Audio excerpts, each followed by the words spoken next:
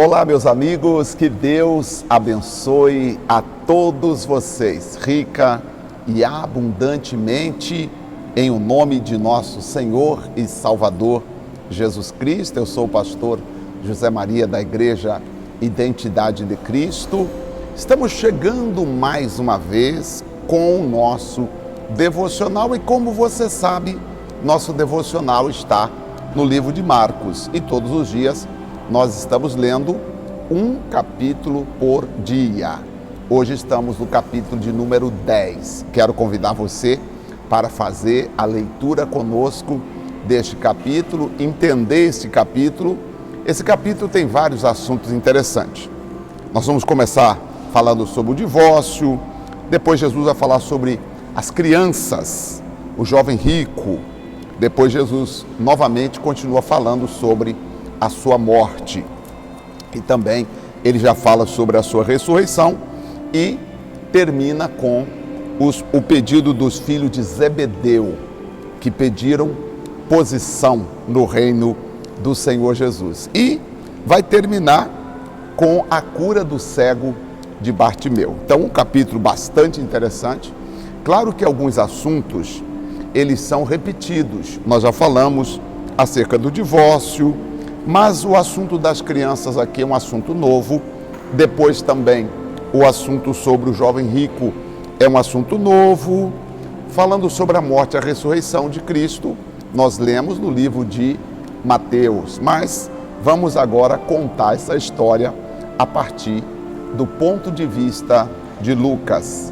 Então, seja bem-vindo ao nosso devocional de hoje. Marcos capítulo 10. E levantando-se dali, foi para os termos da Judéia, além do Jordão. E uma multidão outra vez se reuniu em torno dele e tornou-lhes a ensinar como tinha por costume. Interessante que Jesus sempre ensinava. Pregar, ou aquelas pregações gritando, como João Batista fazia, Jesus quase não fazia.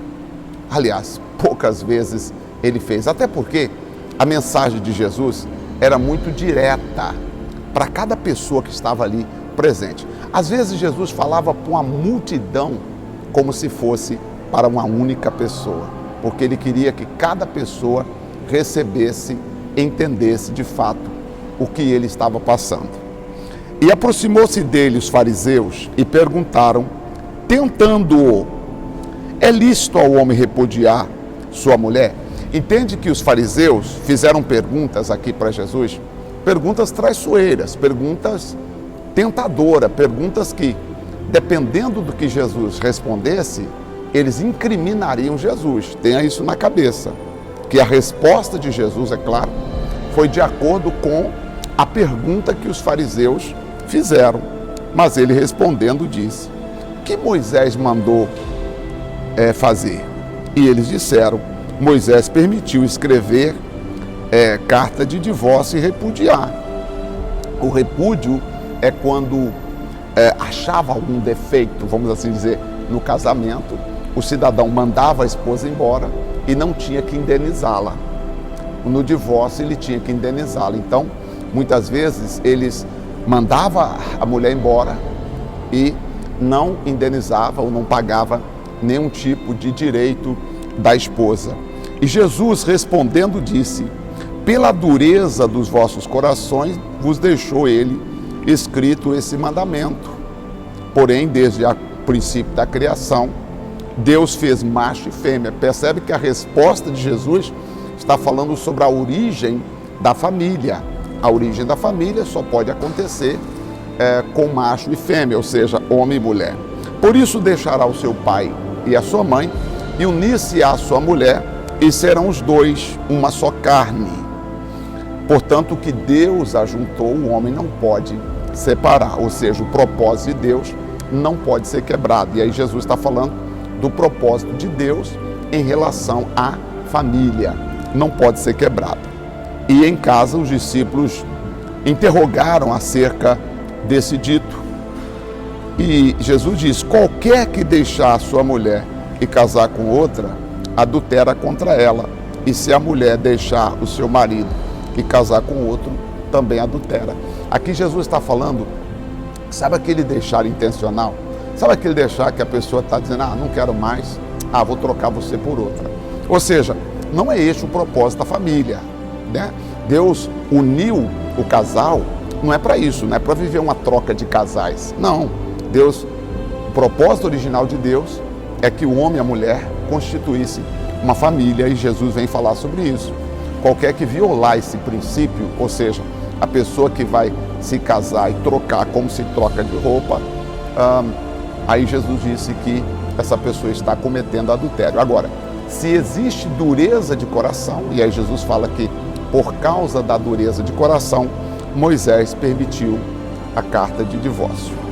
E traziam meninos para que lhes tocasse, mas os discípulos repreendiam aos que los traziam. Jesus, porém, vendo isto, indignou-se e disse, deixai vir a mim os pequenos, e não os impeçais, porque dos tais é o reino dos céus. Em verdade vos digo que qualquer que não receber o reino de Deus como menino, de maneira nenhuma entrará no reino dos céus. E tomando em seus braços, impondo-lhe as mãos, os abençoou. Jesus abençoa as crianças e diz, se você não receber o reino dos céus como uma criança, e aí não é apenas sobre a inocência da criança, mas a facilidade que a criança tem de aprender coisas novas, de se entregar para aprender coisas que ela não sabe, é a grande diferença. Porque nós hoje, infelizmente, às vezes temos dificuldade de receber coisas novas, tendo um coração já cauterizado. Por isso, Paulo disse que nós devemos renovar a nossa mente com a palavra de Deus, permitir que a palavra de Deus venha renovar o nosso entendimento. Eu vou ler a história do jovem rico e você vai perceber que o jovem rico teve dificuldade de receber, de acolher no coração a palavra de Deus. Está no versículo 17 e aí vai até o 31. Vamos acompanhar? E pondo-se a caminho, correu para ele um homem, o qual se ajoelhou diante dele e lhe perguntou, bom mestre, que farei para herdar a vida eterna? Jesus lhe disse, por que me chamais bom? Ninguém há bom senão um que é Deus. Tu sabes os mandamentos? Não adulterarás, não matarás, não furtarás, não dirás falso testemunho, não defraudarás alguém, honra teu pai e a tua mãe. Você conhece esses mandamentos? E o jovem rico respondeu, sim, mestre, tudo isso tenho guardado desde a minha mocidade. E Jesus, olhando para ele, o amou e lhe disse, falta apenas um mandamento, meu jovem. Vai, vende tudo que você tem e dá aos pobres, e terás um tesouro no céu, e vem e segue-me. Vai, vende o que você tem, dá aos pobres, e vem e me segue. Mas ele, pesaroso desta palavra, retirou-se triste, porque possuía muitas propriedades. Então Jesus, olhando ao redor, disse aos seus discípulos, olha, quão dificilmente entrarão no reino de Deus os que têm riquezas. E os discípulos se admiraram destas palavras, mas Jesus, tornando a falar, lhe disse, filhos, quão difícil é para os que confiam nas riquezas entrar no reino de Deus. É mais fácil passar um camelo no fundo de uma agulha do que entrar um rico no reino dos céus. Agora você percebeu que Jesus disse assim, os discípulos, porque claro, haviam pessoas ricas e a família dos discípulos também tinham propriedades, e aí talvez muitas pessoas leram apenas o que Mateus explicou, porque Mateus diz assim, dificilmente entrará um rico no reino dos céus, é mais fácil passar um camelo no fundo da agulha. E aí as pessoas pensam que Jesus estava discriminando a riqueza, ou Jesus estava condenando a riqueza. Mas olha a importância de nós lermos a Bíblia, porque Marcos Marcos vem explicar quando os discípulos interrogam ao Senhor Jesus, perguntando, Senhor, então, Senhor, nós não entendemos a questão O Senhor falou que é difícil no verso 23, um rico entrar no reino dos céus. Nós não entendemos. Então quer dizer que tem que ser pobre? Aí Jesus, olha que maravilha. Por isso eu falo, a coisa mais importante é fazer perguntas, tá? Não é nem dar resposta. Dar resposta é quem sabe. Faz perguntas quem quer aprender. E então, obrigado aos discípulos que os discípulos fizeram essa pergunta e no verso 24 Jesus responde a pergunta deles dizendo assim: não, filhos, eu não estou dizendo os que têm riqueza. Se vocês não entenderam, talvez ficou parecendo que eu disse que dificilmente entrará no reino dos céus os que têm riqueza. Não, filhos. O versículo 24. Difícil é para os que confiam nas riquezas, tá? Entrar no reino dos céus. Porque as pessoas não têm que confiar nas riquezas. Você tem que confiar em Deus. Eu gostaria que todos vocês que estão me acompanhando focassem agora, porque nós aprendemos desde criança que o dinheiro é ruim, que o dinheiro é isso, que o dinheiro é a raiz de todos os males, que é mais fácil passar um camelo no fundo de uma agulha do que entrar um rico no reino dos céus, e etc, e etc. E nós ficamos pensando, mas meu Deus, será que realmente a gente não pode prosperar? Aí Marcos, Evangelho de Marcos, capítulo 10, versículo 24, Jesus está dizendo: filhos, eu estou falando sobre aqueles que confiam nas riquezas. Vocês perceberam que eu disse para o jovem, vende o que tem, e ele preferiu ir embora. Então, por que ele preferiu ir embora? Porque ele confia na riqueza dele, filho. É esse tipo de pessoas que não entrarão no reino dos céus. As pessoas que confiam nas suas riquezas, como se as suas riquezas pudessem salvá-los. E aí, agora eles entenderam, e eles se admiraram ainda mais, dizendo entre si: quem poderá salvar, Senhor, os que confiam na riqueza? Jesus, porém, olhando para eles, disse: para os homens é impossível, mas não para Deus, porque para Deus todas as coisas, meus filhos, serão possíveis. E Pedro começou a dizer: eis que nós deixamos tudo e te seguimos, Senhor. E o que nós vamos conseguir? Jesus diz assim: em verdade vos digo que ninguém que tenha deixado casa, irmão ou irmã, ou pai, ou mãe, ou mulher, ou filho, ou campos, por amor de mim e do Evangelho, que não receba 100 vezes tanto e lá na eternidade, tá? Já neste tempo e na ressurreição ou no futuro, a vida eterna. Verso 30. Porém, muitos primeiros serão os últimos e muitos últimos serão os primeiros. E aí nós entendemos então a questão da riqueza. Acho que durante muito tempo você tinha dúvida sobre entrar um rico no reino de Deus. E acho que ficou claro hoje então, nesse nosso devocional aqui. É o próprio Jesus dizendo: não, é os que confiam nas riquezas, tá bom? Jesus prediz a sua morte, verso 31, 2. Iam no caminho, subindo para Jerusalém, Jesus adiante deles. E eles, os discípulos, maravilhavam-se e seguiam atemorizados.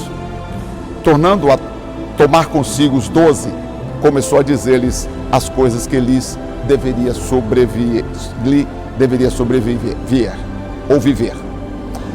Dizendo: eis que nós subimos a Jerusalém, e o Filho do Homem será entregue aos principais sacerdotes e aos escribas, e o condenarão à morte, e entregando aos gentios.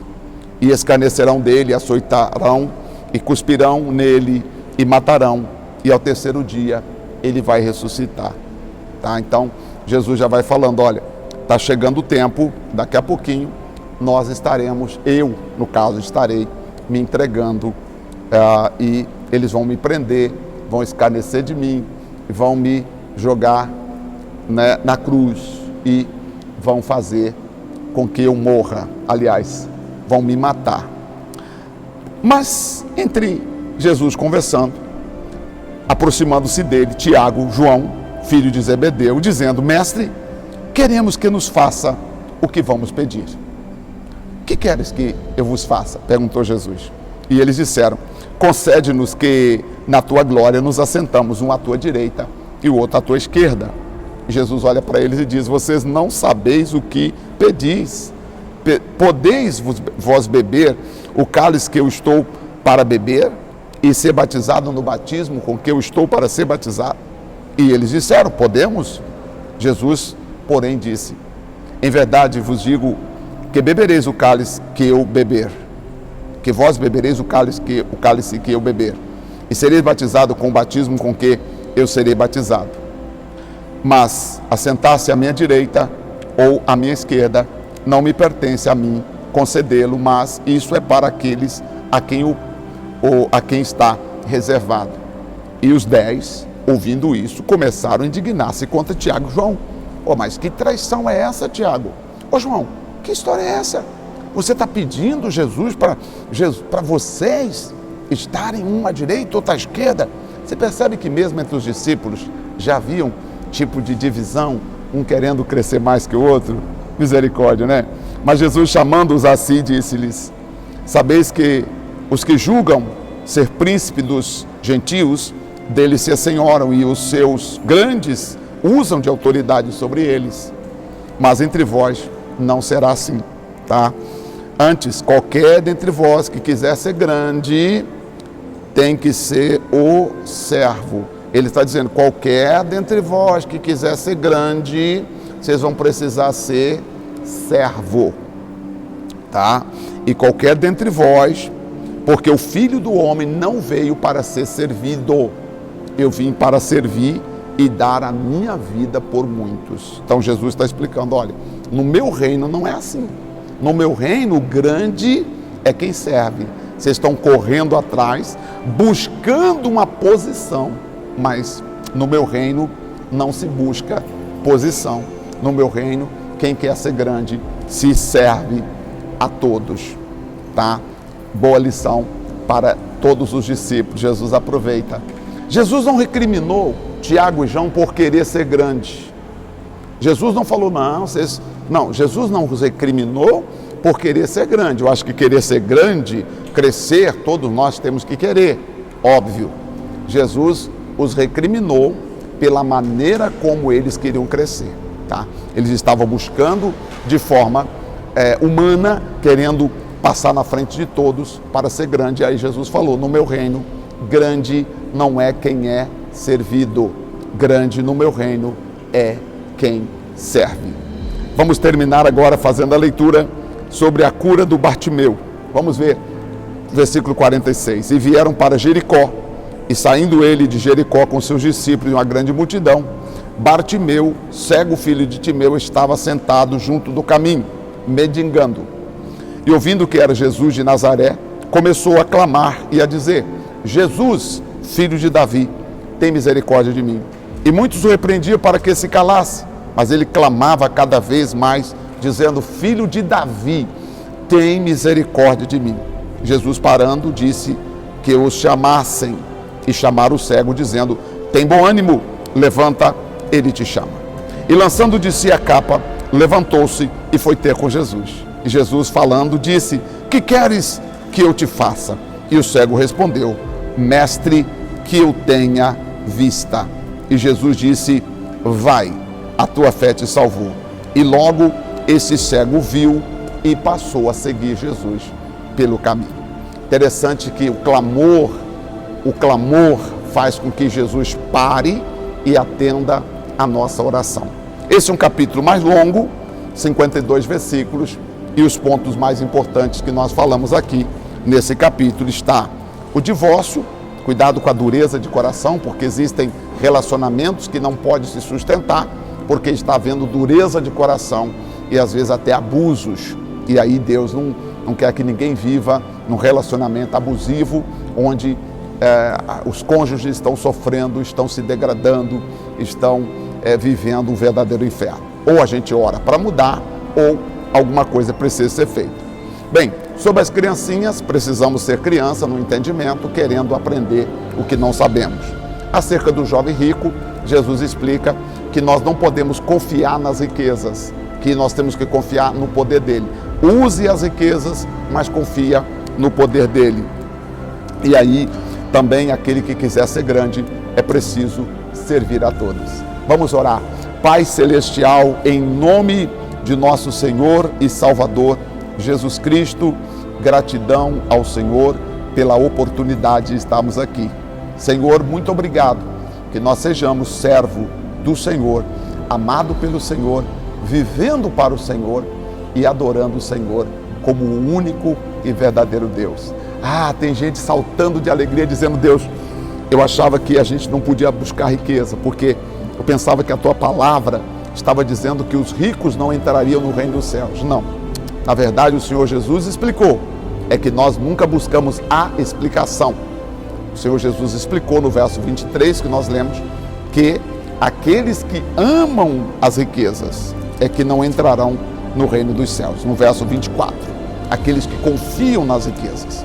E nós não confiamos nas riquezas, nem no sucesso, nem na nossa escolaridade, nem na nossa própria sabedoria. Nós confiamos no Senhor dos exércitos. Obrigado, em nome de Jesus, amém. Glória a Deus, amém. Graças a Deus. Se você entendeu esse devocional, eu vou pedir para você, antes de terminar o vídeo, você deixa o seu amém lá, amém e glória a Deus, tá bom? Vou terminar aqui, que o Espírito Santo continue nos abençoando. Um forte abraço e até o nosso próximo devocional. Até lá.